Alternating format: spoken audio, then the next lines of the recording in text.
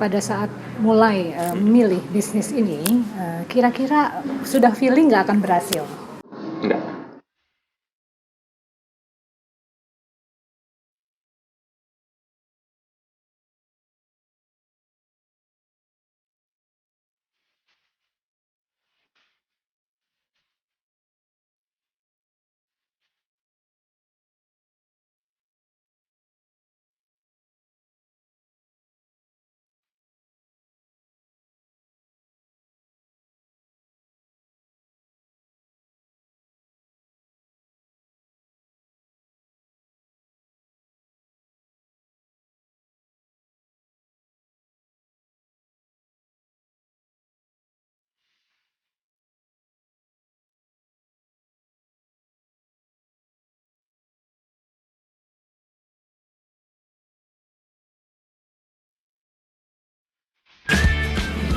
Halo Mas Jack. Halo Meli.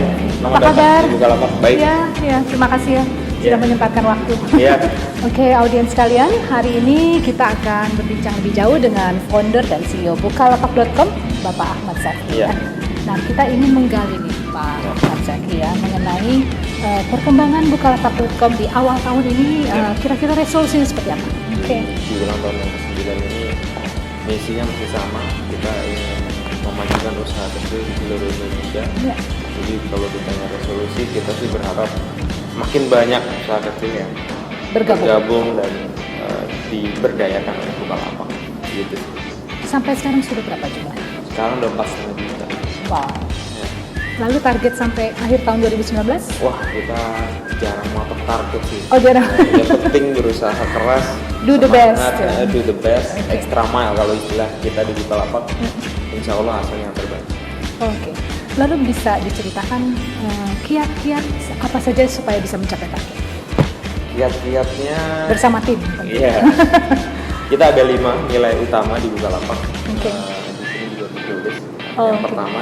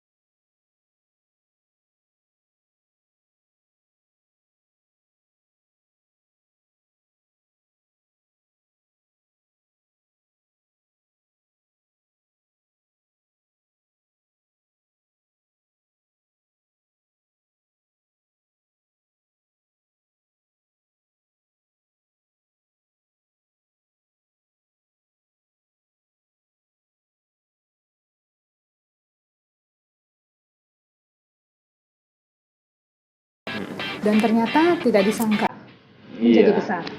Ya, maksudnya kerja keras dan kreativitas bersamaan dengan momentumnya juga tepat ya. Oke, benar. Berarti bisnis itu harus the right moment, Iya. the right apalagi tuh location. Iya. Kalau berdagang ya. Iya, betul. Iya, harus semuanya ya. Betul. Oke, saat itu apakah sebelumnya Mas Jaki pernah gagal berbisnis mungkin di bidang yang lain? Sering ya. Udah sering. Iya. Waktu itu jualan Mungkin apa? Karena itu Mie. saya pernah punya Warung mie small ya? resto gitu, terus kemudian pernah bikin software kecil-kecilan, pernah ngerjain software quick count buat politics di televisi itu, dan sekarang Bukalapak. Bukalapak. Berarti ini bisnis yang keberapa? Mungkin ke-45 lah. Ke-45 ya. Tapi dari SMA memang suka bisnis juga. Iya. Jadi kalau dihitung dari kecil mungkin udah banyak. Oh, ya gimana tuh Mas supaya menularkan ke para audiens dan generasi muda bahwa sebenarnya kita jangan takut gagal, supaya mentalnya kuat. Ya memang ada paradigma yang sangat berbeda ya. Saya dulu waktu kecil mungkin sangat konservatif sekali, takut dengan kegagalan. Tapi setelah saya gagal ternyata malah ketagihan. Oh, malah ketagihan ya? Kenapa? Karena ternyata di balik kegagalan itu ada pembelajaran. Jadi pembelajaran paling besar bobotnya itu adalah dari kegagalan langsung. Walaupun Mas misalnya harta sampai habis gimana? Tapi kan masih ada diri saya. Untungnya dulu masih muda. Oh iya. Maksudnya masih punya badan utuh. Iya, nggak sakit. Dulu karena masih muda jadi nothing tulus lah gitu. Makanya kebanyakan wirausaha mencoba gagal itu paling bagus sebenarnya di usia muda. Ya. Karena risknya lebih nggak ada gitu. Ya, paling risknya nggak punya duit aja, nggak sampai family-nya suffer atau kayak gimana. Masih gitu. Punya tenaga cari uang lagi. Iya. Lalu apa tantangannya Mas dalam bisnis Bukalapak ini, belajar dari tahun-tahun sebelumnya sehingga tahun 2019 bisa lebih strategik dalam mengambil keputusan? Tantangannya kalau dulu lebih karena awal banget 2010 itu banyak banget kita nggak dipercaya sama orang. Oh, sama investor juga? Dulu, sama juga. Sama ini ya yang mau masuk ya? Iya. 9 tahun yang lalu tantangannya itu. Padahal pedagang kecil ya yang mau masuk. Iya. Mereka juga nggak ngerti internet. Tapi kalau sekarang tantangannya lebih ke kompetisi ya. Sekarang industrinya udah valid, banyak pemain, investor juga banyak. Nah, kita sebagai pemain juga harus membuktikan diri kita sejajar dengan pemain-pemain internasional gitu. Jadi kalau dulu liganya Takam, sekarang liganya Liga Dunia gitu. Piala Dunia gitu. Karena pemainnya datang dari berbagai negara gitu. Jadi kita fight with pemain-pemain dunia. Karena harus lebih tinggi lagi barnya. Itu sih yang mungkin sangat menantang. Oh, maksud Mas banyak juga e-commerce dari luar negeri, mereka di sini ya merebut pasar Indonesia. Yes. Lalu selama ini kan juga Mas sangat gigih untuk mengikuti kompetisi internasional dan menambah ilmu dari sisi segala macam. Bagaimana Mas supaya bisa berkompetisi di kancah internasional? Yang pasti yang pertama benchmark ya. Kita kan kadang selalu benchmark dulu dari Indonesia gitu. Sekarang kita benchmarknya udah luar gitu di Silicon Valley. Terus kemarin juga saya kuliah lagi di Stanford untuk melihat ternyata Indonesia itu masih jauh dari Silicon Valley gitu loh. Jadi itu yang menjadikan kita tambah semangat untuk selalu lebih tinggi lagi gitu. Barnya sekarang di industri teknologi itu dunia, udah bukan lagi country by country gitu. Itu sih. Oke. Itu cara paling bagus untuk naikin kelas kita. Kelasnya. Kalau bisa didetailkan Mas bahwa kita tuh jauh dari Silicon Valley itu seperti apa ya jauhnya itu? Jauhnya mereka udah pengalaman puluhan tahun membangun kompetensi. Mereka adalah penemu. Contoh di cloud computing itu mereka menemukan banyak hal, sedangkan kita di cloud computing di sektor itu kita memakai. Beda ya. Mereka menciptakan game, kita memakai game. Kan beda. Masih user ya? Iya.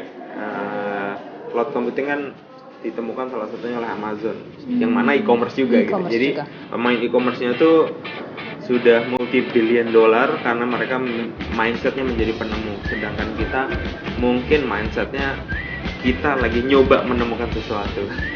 Nah itu sih bedanya ya. Ya. Lalu apakah menurut Mas kita bisa? Saya sangat yakin sih bisa ya, di level bawah, di level raw material sebenarnya. Misalkan fresh graduate kita hire, kita bandingin sama talenta-talenta dari Google, Amazon, dan kawan-kawan, itu sama sebenarnya. Iya sama, secara skill sama, bahan dasarnya. Cuma memang ada skill yang tidak bisa kita dapat karena di sana sudah ekosistem tadi. Orang-orang seniornya tuh udah jago-jago. Nah, ini yang masih ada jarak nih. Kita hopefully dalam beberapa tahun ke depan bisa mengejar ketertinggalan itu ya. Iya, terutama di level tacit knowledge yang mereka sudah melakukannya gitu lah. Kalau yang mana kebanyakan nggak ada di Google biasanya. Jadi yang kita bisa lakukan adalah googling. Oh ini benchmarknya, tapi ada ilmu-ilmu yang susah di googling. Itu biasanya mereka kuasai. Sama mereka diumpetin ya? Iya. Dijaga? Iya, karena ada di orang-orang tertentu. Okay. Dan orang-orang itu biasanya nggak nge-share gitu sih, karena terlalu teknikal ya. Teknikal. Oke, berarti ini menjadi tantangan menarik ya? Iya, tentunya. Mas dan tim. Tapi juga membuat kita termotivasi sih, gitu. Bahwa kita ini masih kecil loh gitu. Kalau kita sadar bahwa kita masih kecil, biasanya kita nanti end up learning something yang big. Daripada kita merasa kita paling hebat gitu. Lalu setelah 2018 buka dompet ya? Iya, 2019 ya. Di tahun ini bagaimana dengan pendekatan ke financial services? Kita tahun ini akan lebih besar fokus di fintech financial technology. Kita sudah memiliki buka modal tahun lalu, terus juga tahun lalu meluncurkan buka reksa. Jadi produk-produk finansial itu kita sudah keluarkan dan animonya memang sangat luar biasa. Nah, tinggal didorong lagi. Gitu sih. Dan kebanyakan kalau bisa dibilang para pemainnya anak-anak milenial atau juga sebenarnya orang dewasa? Pemainnya kebanyakan startup ya kalau fintech ya. Karena pemain dari banking kebanyakan masih belum ikut. Tapi mereka pasti akan ikut. Ujung-ujungnya ya. Iya. Dan kedepannya lagi apa sih yang membedakan dari Bukalapak dibandingkan karena ada begitu banyak e-commerce yang lain? Iya, nggak ada yang tahu karena pembeda itu selalu kalau kita bikin ini nanti diikutin. Nah, mereka bikin ini kita juga nyontek. Jadi apa ya, di market ini sulit sekali sekarang karena semua serba kompetitif, semua punya capital. Jadi yang membedakan adalah menurut saya lebih ke mental timnya ya, terus kemudian karakter dari si tim itu sendiri gitu. Gimana saya sih percaya tim Bukalapak itu memiliki semangat yang lebih tinggi lah karena 100% itu Indonesia dan mereka sangat cinta sama brandnya Bukalapak, sama customernya. Jadi kita memiliki nilai-nilai yang kita yakin itu membuat kita unggul dan pendekatan kita lebih jangka panjang. Jadi kita believe bahwa bisnis itu maraton sih, bukan sprint gitu. Ini yang membuat Bukalapak unggul selama 9 tahun terakhir walaupun dengan resource yang sangat terbatas. Iya. Lalu bagaimana leadership yang Mas terapkan? Karena kan milenial susah nih, kreatif tapi susah diatur. Sebenarnya bukan susah diatur sih, karena mereka lebih pengen independen gitu, bebas. Mereka sebenarnya sangat high perform, sangat ingin, dan itu sangat bagus. Jadi instead of saya menciptakan Superman kayak saya lebih menciptakan super team, Superman yang banyak. Nah gitu lah. Jadi Superman-nya bukan cuma saya tapi ada banyak gitu. Dan struktur organisasi kita kan modelnya squad ya. Ada sekitar 50 lebih squad. Squad itu kayak small startup. Jadi di dalam startup gede yang bernama Bukalapak itu di dalamnya ada startup kecil yang bergerak sangat independen, agile, dan mereka sangat goal driven itu sih. Mereka juga boleh bereksperimen apa aja selama masih dalam batas squad tersebut ya. Lalu biasanya tantangan terberat bisa diceritakan? Tantangan terberatnya inovasi ya. Tadi saya sampaikan bahwa kita startup Indonesia harus mulai melangkah ke kelas yang lebih tinggi, yaitu tadi ya penemu ya. Kenapa? Karena di luar sana kelasnya udah begitu. Kita memang belum sampai ke situ, tapi mengarah ke situ. That's why orang-orang bagus itu kita datangkan, terus orang-orang yang udah ada di dalam yang udah pinter kita sekolahkan lagi, diasah lagi, keluar, kita benchmark, kita ajak jalan-jalan ke China, Silicon Valley supaya mereka tahu bahwa look, mereka lebih maju, kita harus bisa nih ke arah situ gitu sih. Iya, iya. Lalu cara menjaga kesehatan dan otaknya kita biar tetap pintar gimana tuh? Tapi masih muda sih ya. Tetap ya harus Sebenarnya olahraga. goalnya justru malah nggak pinter Mbak, menurut saya. Oh gitu. Iya, goalnya malah menjadi lebih bodoh. Lebih bodoh. Maksudnya kalau filosofi saya, Kenapa tuh? Jadi kenapa? lebih Karena bodoh. kalau orang kalau udah pinter, itu Oh, dia puas malah nggak ya? nyerap ilmu. Oh. Dia nggak akan dengerin orang, dengerin karyawan. Justru sebenarnya kunci, salah satu kunci Keberhasilan. menjadi wirausaha kalau menurut saya tuh itu sih. Justru malah lebih jangan sok pinter sama customer, dengerin aja mau mereka. Dengerin aja. Iya ya? bener dong, kalau kita pinter kan biasanya menurut gua A gitu, padahal customer nggak mau A. Kamu maunya apa? B. Oh ya udah kasih B. Gitu. Kasih Itu filosofi yang menurut saya bagus banget sih, termasuk ke karyawan. Kamu maunya apa? Mau A, ya udah eksekusi, jalan aja. Nggak usah kita yang bagus A, yang bagus B. Mereka udah tahu yang terbaik seperti apa. Jadi Lalu kalau pendekatan ke kan banyak mengundang untuk para warung-warung tradisional di mana mereka kan juga belum melek teknologi. Seperti apa tuh cara sosialisasi yang tercepat? Kita melihat Indonesia ini 95% masih offline, dan salah satunya market tradisional itu sangat gemuk sekali dan seksi untuk kita bisa add value on top of that. Jadi kita menyediakan teknologi ke dalam hal ini langkah awal yang kita lakukan adalah warung-warung, karena warung itu jumlahnya sekitar 5 juta. Memang sangat sulit. Kenapa? Karena mereka belum melek teknologi. Tapi perlahan-lahan dengan inovasi yang kita lakukan, user experience yang sangat mudah, itu ternyata mereka juga bisa gitu. Sekarang udah ada 500.000 warung. 500.000 warung. Wow. Kedepannya tetap target itu tetap dirangkul ya? Iya. Kedepannya pengennya semua sih, 5 juta sih. Karena Indonesia banyak ya? Iya. Itu masih banyak marketnya. Masih banyak marketnya. Oke Mas Jaki, terima kasih banyak atas informasi dan bincang-bincangnya. Demikian audiens sekalian, apa yang telah di-sharing oleh Bapak Ahmad Zaki, semoga menginspirasi para generasi muda maupun generasi tua untuk berani berbisnis.